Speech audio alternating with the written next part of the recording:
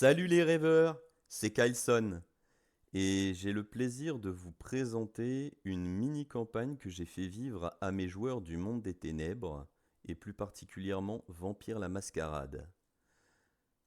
Alors, Tekeli Island, de quoi s'agit-il? Comme certains l'auront peut-être remarqué avec le titre, c'est un hommage à Monsieur Lovecraft. Évidemment, on est dans l'horreur totale et cosmique. Et là, je veux vous dire que ça change largement des campagnes où les joueurs jouent des petits larbins au service d'un grand prince vampire qui les envoie multitâches à travers la ville. Tout cela, eh bien, vous pouvez l'oublier. Là, on est dans autre chose et j'espère que ça va vous plaire. C'est parti.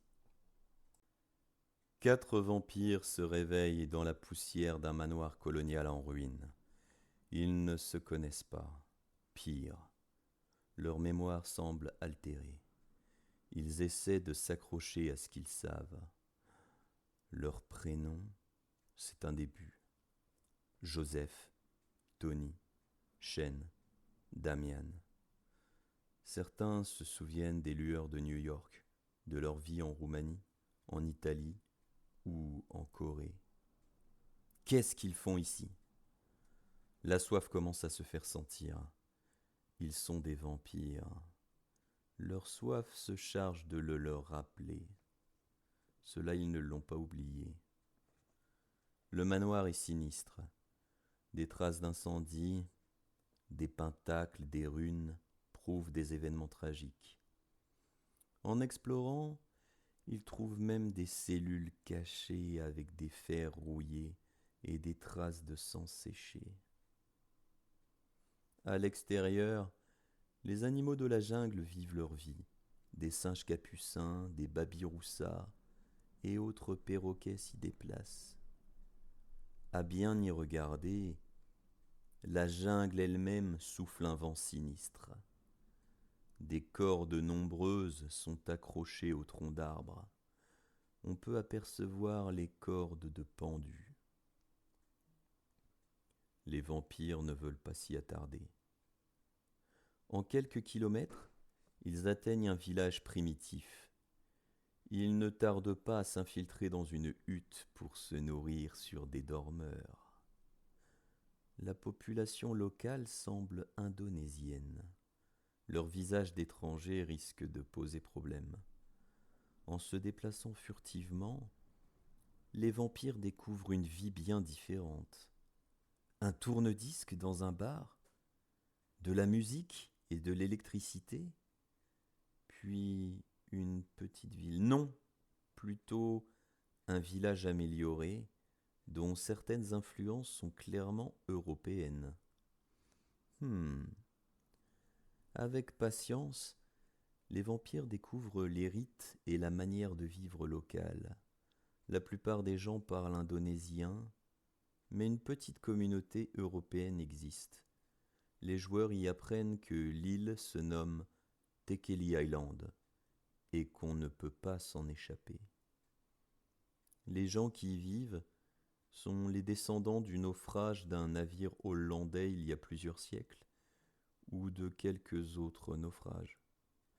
Les Indonésiens, eux, semblent avoir été là depuis toujours, ou presque. Évidemment, nos chers vampires cherchent une issue à cette situation fâcheuse. Leur enquête commence. À commencer par les leaders de l'île. Les étranges Boyun, qui semblent avoir des rituels de magie et des tabous. Ces vieux sages se font tatouer des tentacules et des yeux dans le dos. Joseph, Tony, Shane et Damian décident d'explorer les mystères de l'île pour s'en échapper. Lorsque leurs pas les conduisent dans une forêt épaisse, une jungle profonde, ils entendent les hurlements d'un garou et les bruits de combat. Des créatures immondes frappent et lacèrent le garou qui s'efforce de mordre et déchirer les monstres qui l'environnent. Après cette altercation violente, les vampires ne peuvent s'empêcher de suivre le garou. Au sommet d'une petite montagne, près d'une mine abandonnée,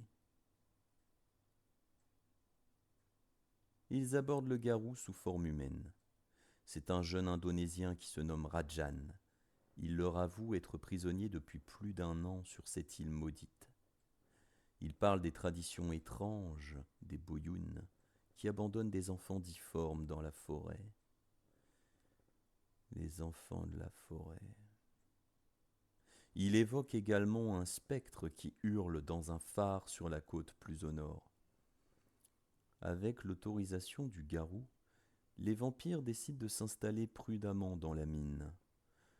Damian en vient à domestiquer un varan sur le chemin. Shen s'efforce de rendre la mine plus attrayante avec quelques tissus. Tony se met en tête de miner, espérant dénicher des minerais précieux. Joseph, plus pragmatique, réfléchit à un plan pour apprendre plus de secrets sur cette île. Tous doivent bientôt laisser la torpeur les mener vers un repos étrange. Des cauchemars s'insinuent vaguement, des tentacules noirs autour de l'île. C'est un réveil pesant qui accompagne nos chers vampires pour une nouvelle nuit.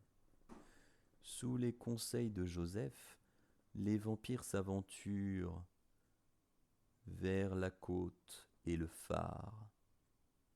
Ils y découvrent une femme spectrale qui reproduit sa mort de chagrin en tombant du phare. Joseph décide de prendre le risque et se met à sauter dans l'océan. Il découvre des pierres aux runes étranges et aussi un squelette proche. Il n'était pas prêt à endurer la douleur des runes sur les pierres. Elles s'éveillent avec violence. Le vampire lutte, saisit les eaux et remonte à la surface, apercevant les milliers de lueurs sous-marines qui entourent l'île. Il comprend mieux pourquoi personne ne peut quitter cette île maudite. Les compagnons apaisent la spectre avec les eaux récupérées dans l'océan. En un dernier geste, elle dévoile une cachette, un coffre dans le phare, des pièces d'argent, de cuivre, quelques bijoux et babioles. De quoi troquer des biens ou des équipements en ville. Les vampires ne tardent pas à utiliser leur butin pour améliorer le confort de leurs repères et pour glaner des informations. Ils s'intéressent à l'institutrice européenne qui s'occupe des enfants de l'île lorsqu'ils assistent à un effet hypnotique étrange. Viola Davidson semble ne pas être humaine, au vu des méthodes qu'elle utilise contre des pêcheurs éméchés qui l'importunaient. Avec persuasion, les vampires finissent par partager des secrets avec elle. Viola leur révèle être prisonnière depuis des années. Comme eux, elle est apparue dans le manoir, sans savoir ce qu'elle faisait là. Elle avoue être changelin et demande leur aide pour un moyen possible de s'échapper. Avec patience, elle a créé une statue censée relier les rêves des habitants de l'île pour fuir par les songes. Les vampires enthousiastes partent en quête de matériaux, du sang, des cheveux, même de créatures aussi grotesques que les enfants de la forêt. Joseph y prendra de nombreux risques, souillé par le sang et d'autres fluides de ces créatures. Pendant que les habitants profitent d'une soirée cinéma avec les rares bobines récupérées de naufrages, nos vampires et la changelin se lancent dans un rituel complexe. Viola entre dans la statue creuse. Les vampires s'entourent de cercles de craie. Un rêve émerge. Ils se sentent nager dans le vide, essayant de crever une surface lointaine mais qui brille. Viola a de l'avance, mais ils suivent, jusqu'à ce que des tentacules noirs apparaissent sur les côtés. La changelin crève la surface. Elle leur adresse un regard gêné avant de fuir et disparaître. Désolé. Les tentacules se referment sur la surface des vagues, et le réveil est brutal. Les vampires brisent la statue de rage, mais elle est vide. Trahi, trompé, ils cherchent une autre issue. En observant les boyounes et des grottes secrètes, ils en viennent à voler d'anciens parchemins pour les faire traduire. Une grotte sous-marine existe dans un gros rocher proche de la plage. Ils décident de jouer le tout pour le tout. Avec colère, Tony et Shen en profitent pour tuer et vider des gardes humains des boyounes pour se gaver de sang humain. Les vampires plongent vers la grotte marine. Ils évitent des pièges qui auraient tué des humains et subissent des douleurs de quelques runes aveuglantes. Cependant, ils atteignent une porte colossale, une prison. Quelque chose murmure. Liberté, libérez-moi.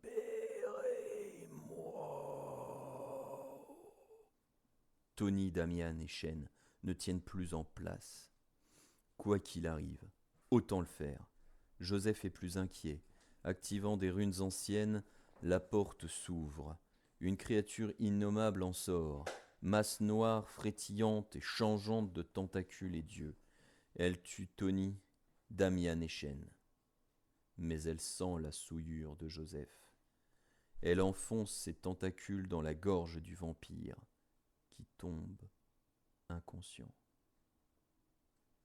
Joseph se réveille, repêché par un navire de croisière durant la nuit.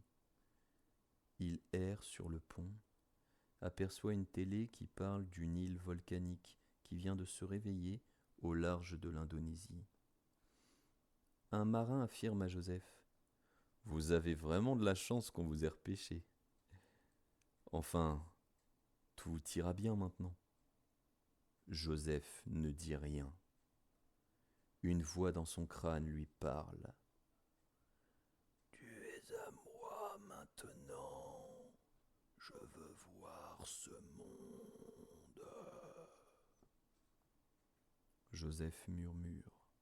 « Allons le conquérir. »